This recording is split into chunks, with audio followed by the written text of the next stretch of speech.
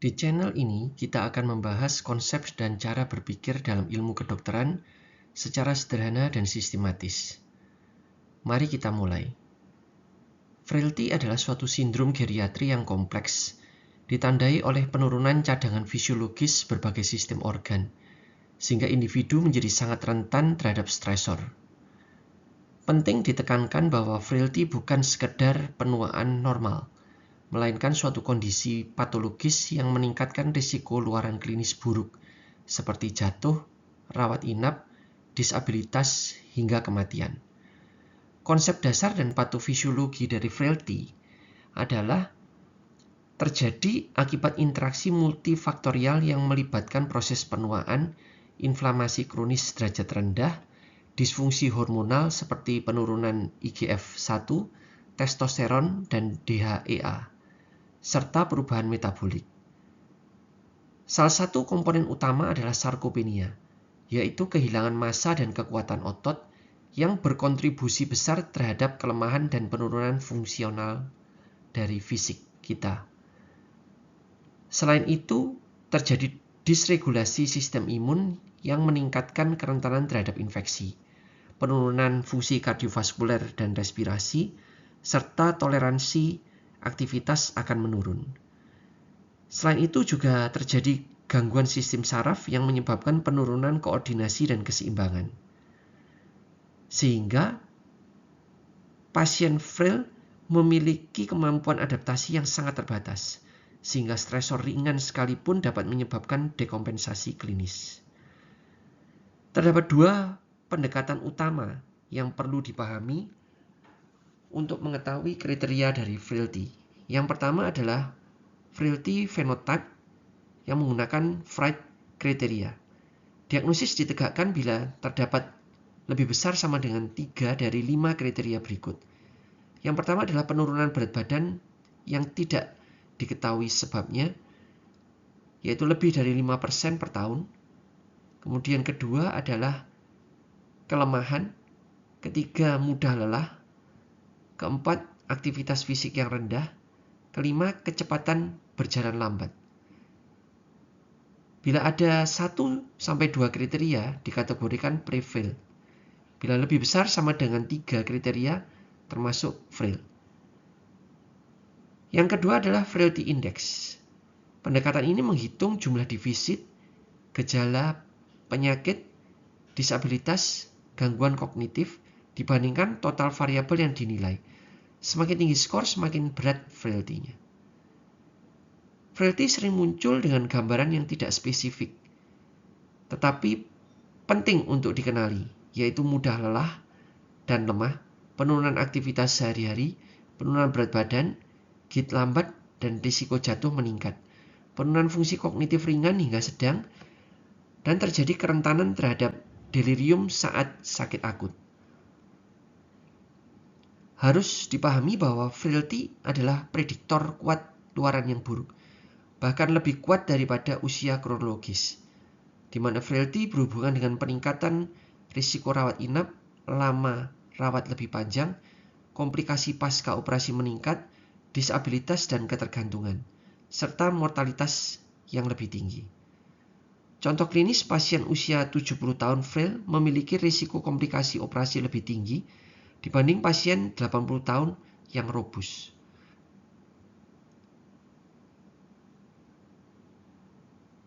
Selain Fried kriteria dan frailty index, alat screening lain yang sering digunakan adalah clinical frailty scale, time up and go test, dan gait speed. Penilaian frailty idealnya menjadi bagian dari comprehensive geriatric assessment atau CGA. Frailty ini bersifat reversible terutama pada tahap awal, sehingga intervensinya sangat penting, di mana pendekatannya harus multidimensi. Yang pertama, latihan fisik. Harus ada resistant training untuk meningkatkan massa dan kekuatan otot. Aerobik dapat meningkatkan kapasitas kardiorespirasi, dan ada latihan keseimbangan untuk mencegah jatuh. Selain itu, nutrisi juga penting, di mana asupan protein harus cukup 1-1,5 gram per kilogram berat badan per hari, disertai dengan suplemen vitamin D bila defisiensi dan koreksi malnutrisi. Harus pula dilakukan optimalisasi penyakit kronis, di mana terdapat kontrol gula darah, tekanan darah, gagal ginjal, dan penyakit lain. Hindari pula overtreatment dan polifarmasi. Serta ada review dari obat, di mana kita perlu melakukan evaluasi terhadap obat-obat yang sudah tidak perlu diminum, dan menghindari obat dengan efek sedatif atau risiko jatuh yang tinggi, serta melakukan intervensi psikososial, yaitu dukungan sosial, aktivitas kognitif, dan pencegahan isolasi sosial. Frailty harus dipertimbangkan dalam sebuah keputusan terapi yang agresif atau keputusan yang konservatif. Kemudian perlu dilakukan evaluasi kelayakan operasi, penentuan prognosis, dan diskusi advance care planning. Jadi, frailty ini merupakan suatu sindrom geriatri penting yang mencerminkan penurunan cadangan fisiologis dan meningkatkan kerentanan terhadap stresor. Identifikasi dini dan intervensi multidisiplin sangat penting karena frailty dapat dicegah dan bahkan diperbaiki, terutama pada tahap awal. Dalam praktek klinis, frailty seringkali lebih relevan dibanding usia kronologis dalam menentukan prognosis dan strategi terapi. Inkontinensia pada usia lanjut adalah salah satu sindrom geriatrik yang sangat sering ditemukan, tetapi sering dianggap normal pada penuaan sehingga tidak ditangani secara optimal.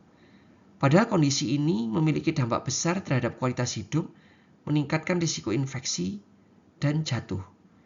Oleh karena itu, kita perlu memahami bahwa inkontinensia secara komprehensif, baik dari aspek patofisiologi, klasifikasi, hingga penata laksanaannya. Inkontinensia adalah ketidakmampuan untuk menahan keluarnya urin atau feses secara involunter. Pada lansia, inkontinensia urin lebih dibahas, namun inkontinensia feses juga penting dan sering koeksis.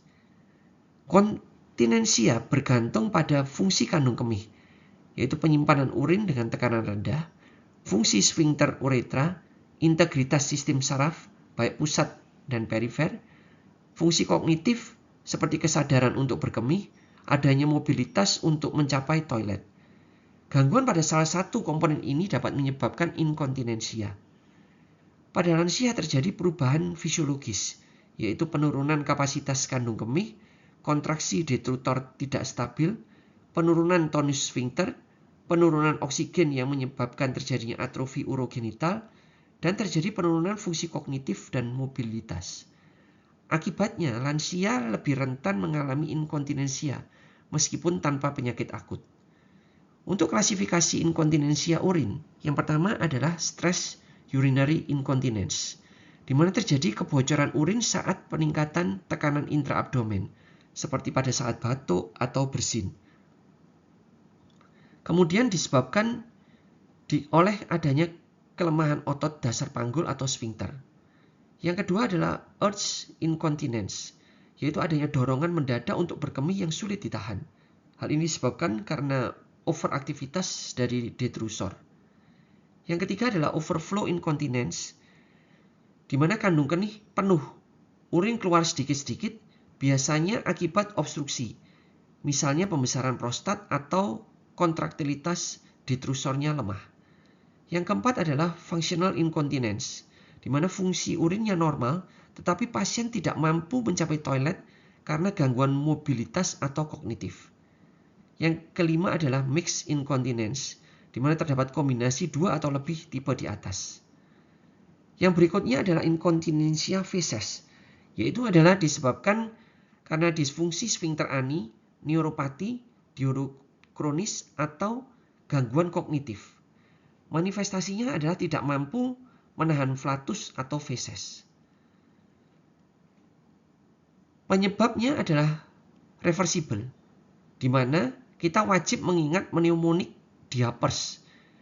D-nya adalah delirium, I-nya infection, misalnya UTI, A-nya atrophic vaginitis atau uretritis, P-nya pharmaceutical atau obat, P-nya psychological atau depresi, E-nya excess urine output, seperti diabetes mellitus atau diuretik, R-nya restricted mobility, S-nya stool impaction. Jadi ini adalah penyebab yang dapat diperbaiki dan harus selalu dicari terlebih dahulu. Anamnesisnya bisa onset frekuensi, pola inkontinensia, pencetusnya, batuk atau urgensi, asupan cairan, atau penggunaan obat-obatan.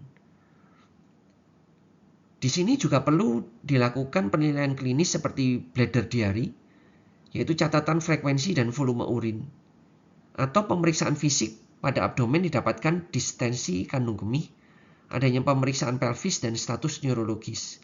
Pemeriksaan penunjangnya bisa urinalisis atau residual urin, atau uridinamik dari studi yang kasus yang kompleks.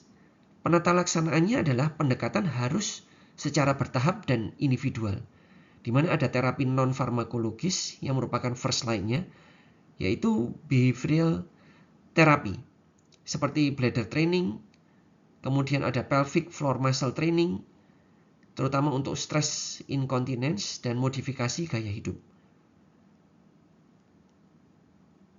Untuk modifikasi gaya hidup, seperti misalnya mengurangi kafein, atur asupan cairan dan penurunan berat badan, serta adanya manajemen lingkungan, seperti akses toilet yang mudah, alat bantu mobilitas, serta perlunya terapi farmakologis. Untuk urge incontinence bisa digunakan antimuskarinik atau beta-3 agonis, di mana lansia sensitif terhadap efek sampingnya, terutama gangguan kognitif dan antikolinergik. Terapi alat bisa untuk menggunakan kateter jangka pendek, absorben, pads, atau pesari pada wanita dengan prolaps. Atau bisa juga menggunakan terapi bedah, adanya sling prosedur atau operasi dari prolaps. Dipilih pada kasus tertentu dengan pertimbangan yang baik. Prinsip khusus pada lansia adalah fokus pada kualitas hidup, bukan hanya kesembuhan total. Cari penyebab reversibel terlebih dahulu dan hindari polifarmasi, serta pertimbangkan kondisi kognitif dan mobilitas, dan juga diperlukan edukasi pasien dan caregiver. Jadi inkontinensia pada usia lanjut ini adalah sindrom geriatri yang multifaktorial dengan dampak besar terhadap kualitas hidup. Diagnosis memerlukan pendekatan sistematis dengan mencari penyebab reversibel terlebih dahulu. Penata laksanaan dimulai dari terapi non-farmakologis, diikuti terapi farmakologis atau intervensi lain bila diperlukan. Sebagai dokter penting untuk melihat inkontinensia tidak hanya sebagai gejala urologi, tetapi sebagai bagian dari kondisi geriatrik yang kompleks dan membutuhkan pendekatan secara holistik. Terima kasih sudah mengikuti pembahasan ini. Dalam praktek klinis, yang penting bukan hanya apa yang kita ketahui, tetapi bagaimana kita berpikir. Sampai bertemu di pembahasan berikutnya.